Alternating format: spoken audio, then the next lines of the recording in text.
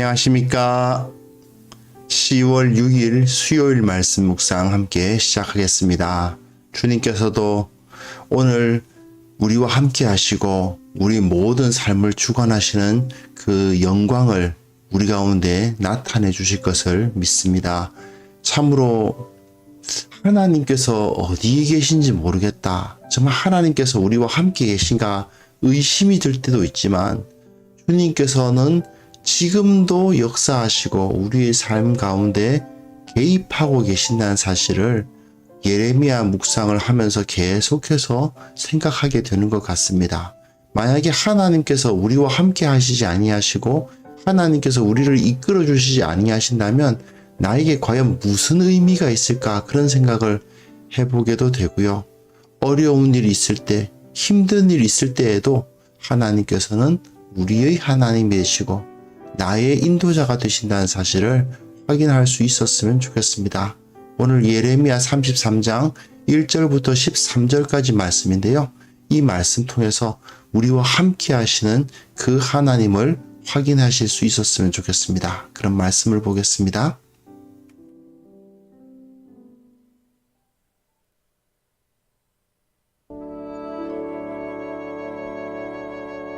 예레미야가 아직 시위대 뜰에 갇혀 있을 때 여호와의 말씀이 그에게 두 번째로 임하니라. 이르시되 이 일을 행하시는 여호와, 그것을 만들며 성취하시는 여호와, 그의 이름을 여호와라 하는 이가 이와 같이 이르시도다.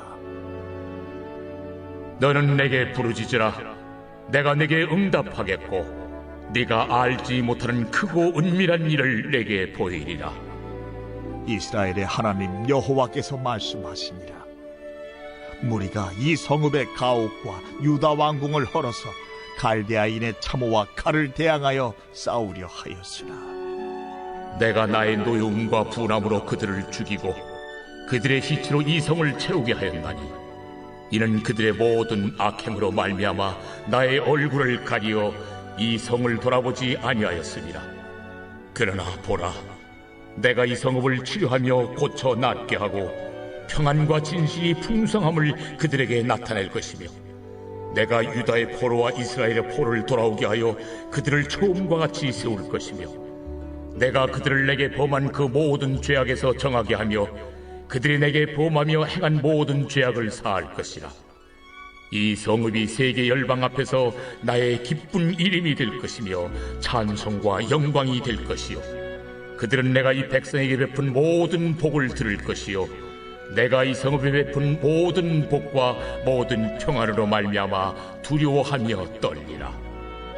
여호와께서 이와 같이 말씀하시니라. 너희가 가리켜 말하기를 황폐하여 사람도 없고 짐승도 없다 하던 여기 곧 황폐하여 사람도 없고 주민도 없고 짐승도 없던 유다 성읍들과 예루살렘 거리에서 즐거워하는 소리, 기뻐하는 소리, 신랑의 소리, 신부의 소리와 및 만군의 여호와께 감사하라. 여호와는 선하시니 그 인자하심이 영원하다 하는 소리와 여호와의 성전에 감사제를 드리는 자들의 소리가 다시 들리리니 이는 내가 이 땅의 포로를 돌려보내어 지난 날처럼 되게 할 것입니다. 여호와의 말씀이니라. 만군의 여호와께서 이와 같이 말씀하시니라. 황폐하여 사람도 없고 짐승도 없던 이곳과 그 모든 성읍에 다시 목자가 살 곳이 있으리니 그의 양떼를 눕게 할 것이라. 산지 성읍들과 평지 성읍들과 네겝의 성읍들과 베냐민 땅과 예루살렘 사면과 유다 성읍들에서 양떼가 다시 계수하는 자의 손 아래로 치나리라. 여호와께서 말씀하시니라.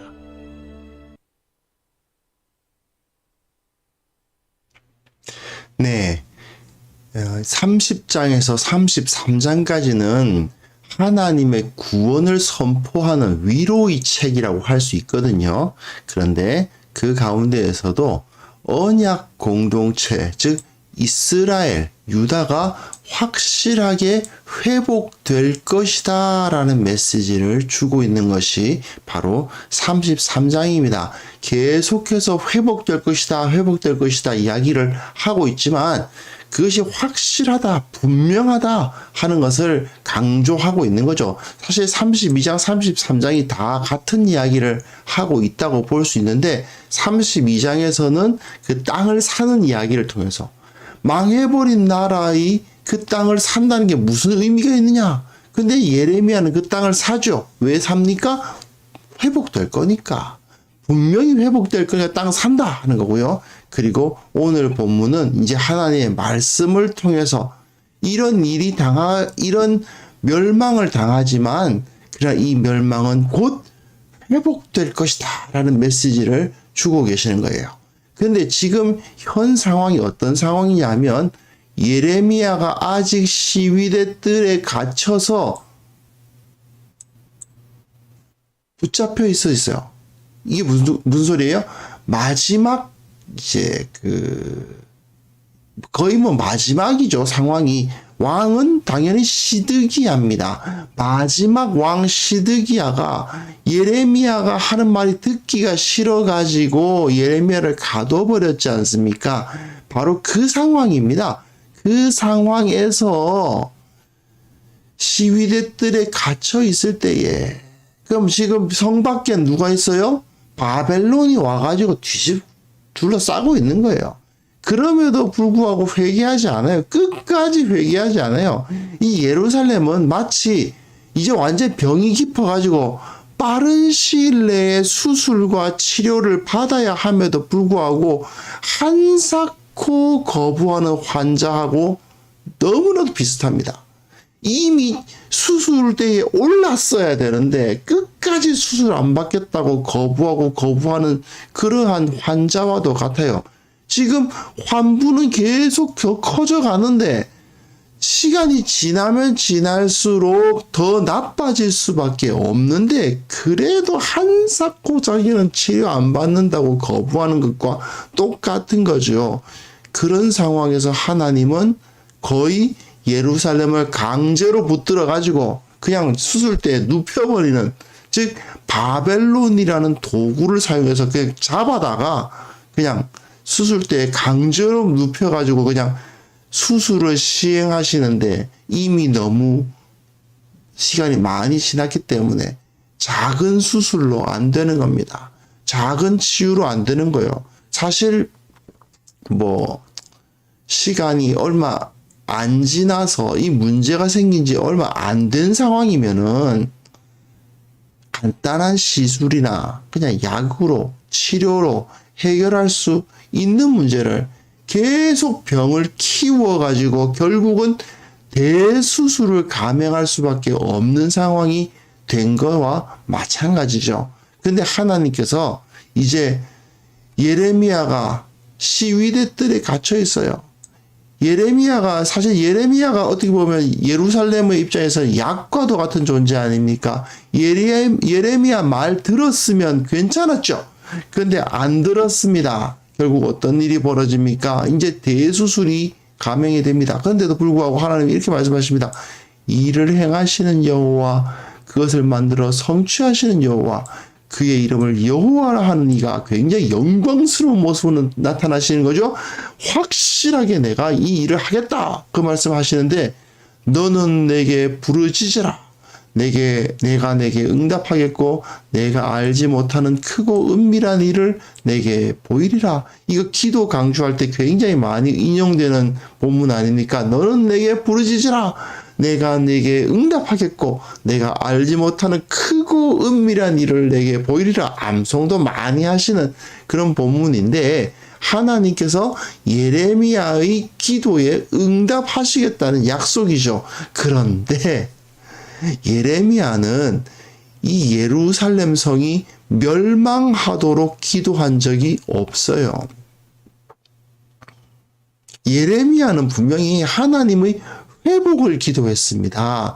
이 예루살렘 성이 하나님 앞에서 온전한 회복을 경험할 수 있기를 위해서 기도했을 뿐이지, 이 예루살렘 성이 와장창 무너져서 그 성벽이 완전히 무너지고 성전이 불타버리도록 기도한 적은 없죠. 하지만 하나님께서 너는 내게 부르짖으라. 기도하라고 하시잖아요. 그래서 응답하시겠대요. 그 응답을 하시는데 그 응답이 무엇입니까? 크고 은밀한 일인데 그 크고 은밀한 일의 첫 번째 단계가 뭐예요? 네. 무리가 이 성읍의 가옥과 유다 왕궁을 헐어서 갈대아인의 참호와 칼을 대항한다. 이게 무슨 소리입니까?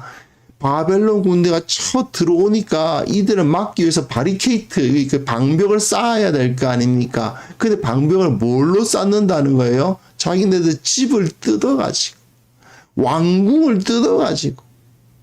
그러면 결국 자기 집과 이 왕궁을 부수는 사람이 누구입니까? 바벨론 사람들이 아니에요. 바벨론 군대가 아니라 유다 사람들이 자기 집을 그냥 부숴가지고 막는 거예요. 그 왕궁을 부숴가지고 막을 수밖에 없어요. 왜요? 적군이 쳐들어오니까. 하지만 결과적으로 자기가 자기 손으로 자기 집을 부수는 일이 벌어지는 거죠.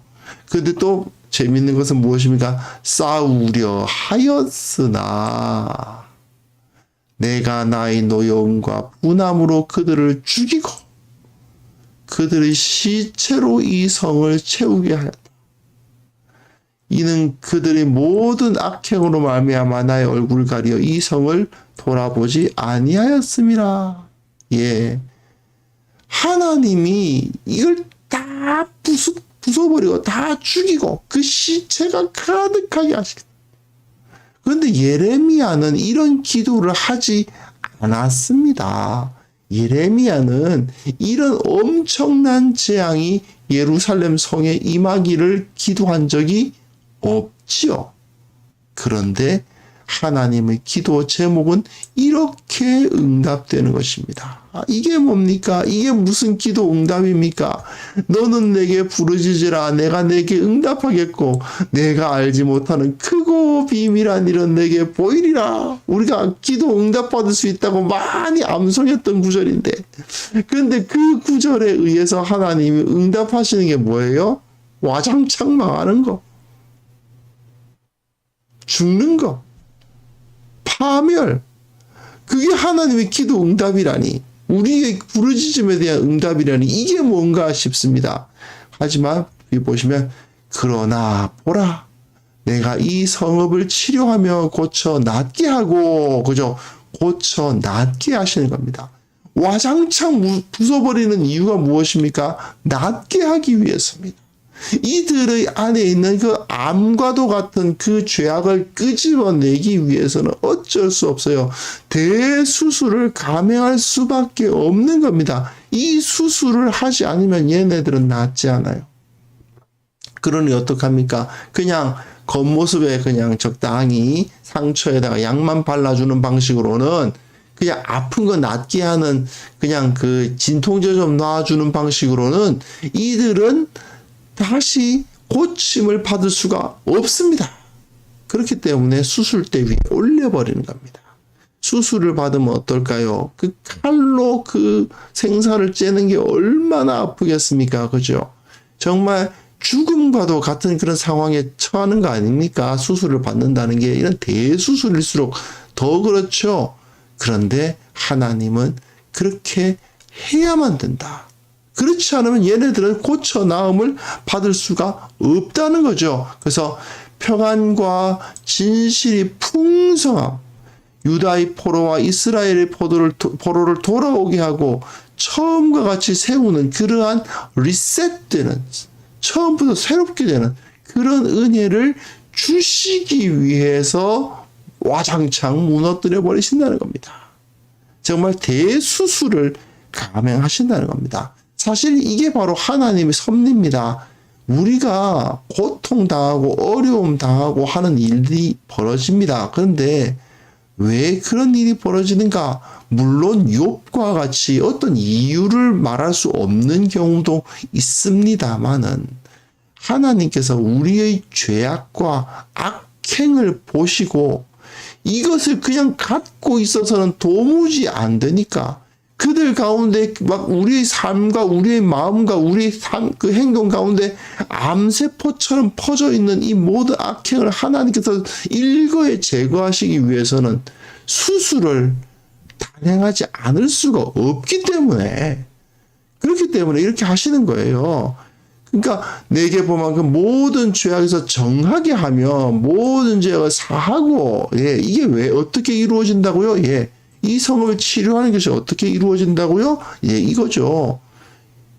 그들을 죽이고 그들의 시체로 그 성을 채우고, 무리가 이 성읍의 가옥과 유다 왕을 헐어서 갈대아인 참호와 칼을 대항하게 하는 모습으로, 예, 치료가 이루어진다 하는 것입니다. 하지만 그 목적이 무엇입니까?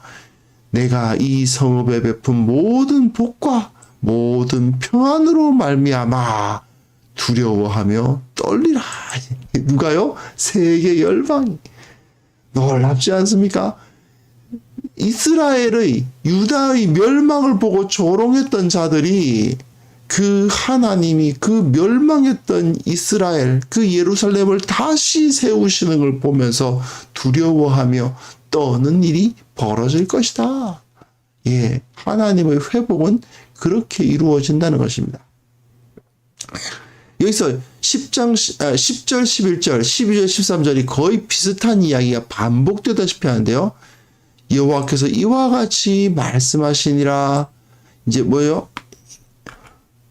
황폐하여 사람도 없고 짐승도 없다 하던 이가 곧 여기 곧 황폐하여 사람도 없고 주민도 없고 짐승도 없던 유다 성읍들, 이게 반복되죠. 황폐하여 사람도 없고 짐승도 없다. 황폐하여 사람도 없고 주민도 없고 짐승도 없다. 이런 말이 반복됩니다. 즐거워하는 소리, 기뻐하는 소리, 신랑의 소리, 신부의 소리와 만군의 여호와께 감사하라. 여호와는 선하시니 그 인자하심이 영원하다는 소리, 그리고 여호와의 성전에 감사제를 드리는 자들의 소리, 이게 같은 말이거든요. 사실은요. 계속 반복되는 이야기인 거예요. 이는 내가 이 땅의 포로를 돌려보내어 지난 날처럼 되게 할 것임이라. 예, 같은 이야기를 반복하면서 두 번씩 반복하는 이유가 무엇입니까?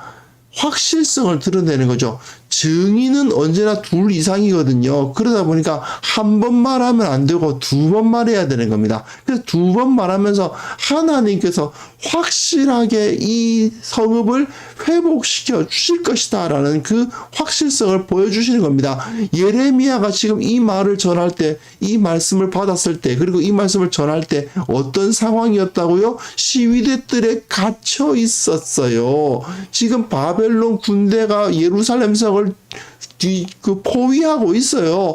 곧 망할 거예요. 곧 죽을 거예요. 그런데 이 상황에서 하나님께서 반드시 이 성을 회복시켜 주실 것이다 라고 메시지를 전하고 있습니다. 똑같이 말해요. 황폐하며 사람도 없고 짐승도 없던 이곳, 이런 말, 같은 말이 반복되죠. 그 모든 성읍에서 다시 목자가 살 곳이 있을 것이다. 그의 양떼를 눕게 할 것이라. 근데 보십시오. 산지 성읍들과 평지 성읍들과 네게브의 성읍들과 베냐민 땅과 예루살렘 사면과 유다 성읍들에서, 즉 이스라엘의 모든 땅을 말합니다. 북이스라엘과 남유다의 모든 땅에서 양떼가 다시 계수하는 자의 손 아래로 지나리라. 이게 무슨 소리냐면, 양떼가 들에 이렇게 퍼져 있다가 이 양떼를 이제 그 우리로, 축사로 모아들일 때 양이 다 왔나를 셀 때 어떻게 하냐면, 양떼가 계수하는 자의 손 아래로 지나가는 겁니다. 하나, 둘, 셋, 넷 이렇게 세면서 전체가 100마리 다 들어왔나 이렇게 딱 세는 거죠. 그거를 다시 하게 될 거다 그 말입니다. 양떼가 그 양들 한 서너 마리 기르는 정말 가난한 그런 상황에서는 양떼를 손 아래로 지나가게 할 필요가 없어요. 그렇지 않습니까? 뭐 몇 마리 있다고 척보면 다 있네 할 수 있죠. 하지만 그 숫자가 많아버리면 어떡하겠어요? 하나하나 셀 수밖에 없죠. 그래서 그 양떼를 다 몰고 오면 그 양떼를 축사에 넣으면서 하나, 둘, 셋, 넷 해서 잃어버린 거 없나 하고 다 세야 됩니다. 바로 그런 일이 벌어진다는 겁니다. 양떼를 이렇게 계수할 정도가 된다는 말은 부유하다는 뜻입니다. 이 당시에는 양떼가 이제 우리 지금 말로 하면은 이제 돈과도 같거든요. 재산이란 말입니다.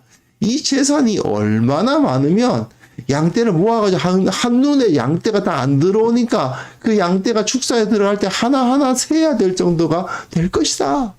너희가 진정한 풍요를 누리게 될 것이다. 엄청나게 큰 거부가 될 것이다. 완전히 망해버릴 건데, 완전히 그냥 그 땅에 아무것도 없는, 사람도 없고 짐승도 없는, 정말 성읍이라고 할 수 없는 폐허가 되어버린 그곳이 다시 일어나서 그 양떼들이 너무 많아서 축사에 넣을 때 하나하나 세야 될 정도로, 그럴 정도의 회복과 풍요와 부유함을 누릴 수 있게 될 것이다. 어떻게 이것이 가능하다고요? 예, 대수술을 받아야 됩니다. 하나님께서 정말 개복 수술과도 같은 그 안에 있는, 우리 안에 있는 그 죄악, 정말 암세포처럼 퍼져 있는 그 죄악을 모조리 긁어내버리는 그러한 수술을 감행하심으로 말미암아 회복시키시었다고 말씀을 하시는 거죠. 물론 가장 좋은 것은 병에 안 걸리는 게 좋고요.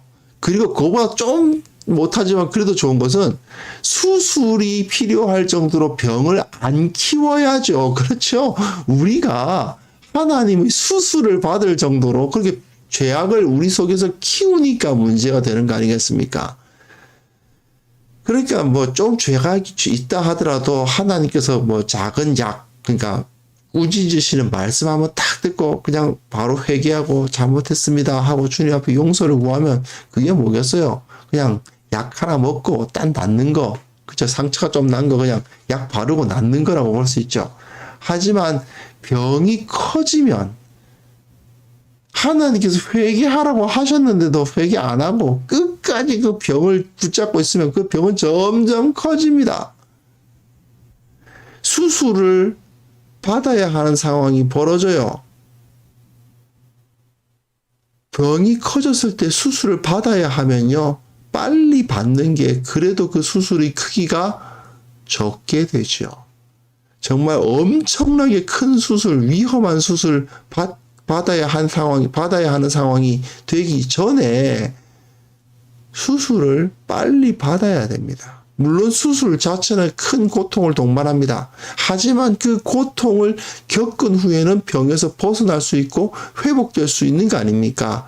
그렇기 때문에 물론 가장 좋은 것은 매일매일 주님 앞에서 말씀과 기도로 나 자신을 바로잡아가는, 그러니까 좋은 거 먹고 운동도 열심히 하고 열심히 그 충분한 휴식을 취하고 또한 그 건강을 위한 것들을 행하는 것, 그게 제일 좋은 거지만, 그러나 징계를 당해야 할 만한 죄를 지었다면 즉시 회개하고 죄값을 치러야 됩니다. 혹시 그렇지 않고 회개하지 않고 그 죄가 커지고 있다면 어쨌든 지금이 제일 빠른 때입니다. 빨리 수술을 받아야 하면 수술을 받아야 됩니다. 그래서 회복의 길로 가야 됩니다. 가끔 한국 교회에 대한 비판하시는 분들이 있고요. 저도 물론 뭐 한국 교회를 바라보면 참 안타깝고 마음이 안 좋고 그런 일들이 많은데요. 저는 사실은 뭐 제가 뭐 수술이 필요하다 뭐 이런 말을 할 수 있을 자격도 없고 그런 안목도 없습니다만은, 어떤 분들은 정말 이 예레미야가 예언하는 것과 같은 그런 대수술이 필요하다라고까지 말씀하시는 분들도 계세요. 저는 뭐 어떤 것이 필요한지는 잘 모르겠습니다. 하지만 혹시라도 하나님께서 우리 한국 교회에게 이런 대수술을 감행하실지도 모르겠다는 그런 두려움이 있는 것은 사실입니다. 하지만 혹시라도 하나님의 손에 의해서 우리 한국 교회가 대수술을 받아야 하는 그런 상황에 처한다 하더라도 우리는 소망을 잃을 필요는 없습니다. 낙담할 필요는 없습니다. 하나님께서 그 수술을 주도하시면 위험해 보이지만 위험하지 않습니다. 분명히 회복될 것입니다. 비록 고통스럽다 하더라도 하나님께서 수술을 감행하신다면 그 수술의 과정을 기뻐할 수 있어야 됩니다. 하나님께서 과연 어떻게 역사하실지는 저도 잘 모르겠습니다. 하지만 내 인생 가운데에서도 고통스러운 과정을 허락하신다면 나의 죄악과 나의 연약함과 나의 신실하지 못함에 대한 하나님의 치료, 하나님의 수술이라는 사실을 인정하고 그것을 받아들일 수 있는 우리 모두가 되었으면 좋겠습니다. 그리고 우리 교회가 또한 그런 어려움을 당한다 하더라도 그것이 하나님께서 허락하시는 고통이다. 하나님께서 치유를 주시려고 허락하시는 어려움이다라는 것을 믿으면서 주님을 더욱 의뢰하고 주님을 붙들을 수 있었으면 좋겠습니다. 이 시간 이 기도 제목 놓고 함께 기도하겠습니다.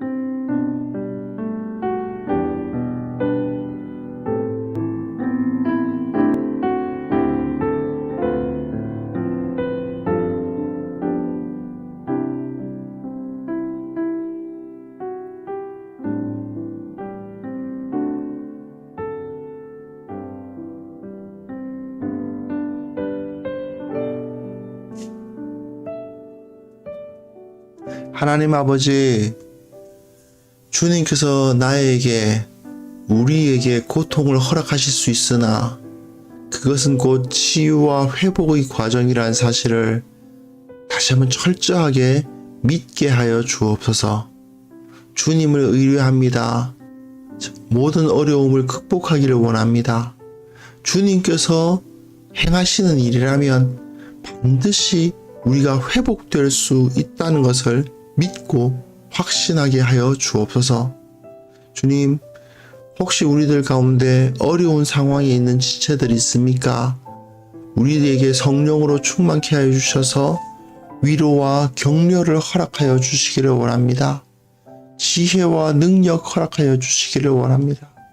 이 모든 어려운 상황들이 사실은 우리를 회복시키고 다시 일으켜 세우기 위한 하나님의 섭리라는 사실을 믿음으로써 주님을 붙들을 수 있도록 도와주옵소서. 특별히 한국 교회를 놓고 기도합니다. 주님, 한국 교회가 연약하고 부족합니다. 주님,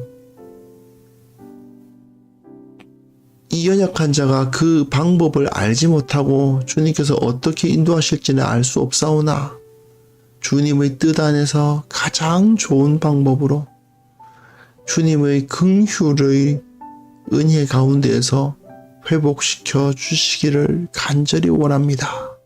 아버지, 이 교회가 주님 안에서 영광을 회복해야만 되겠사오니 주께서 붙들어 주시고 주님의 그 크신 은혜가 온전히 나타나서 주님만을 바라보고 주님을 기뻐하고 주님께서 주시는 은혜 가운데서 찬송하는 그러한 교회가 될 수 있도록 도와주옵소서.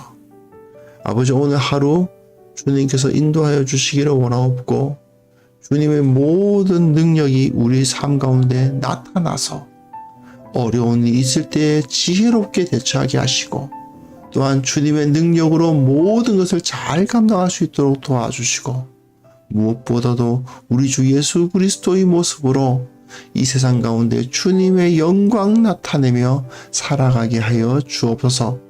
오늘 하루 주님께서 우리에게 승리를 허락하여 주실 것을 믿사옵고 예수 그리스도의 이름으로 기도합니다. 아멘.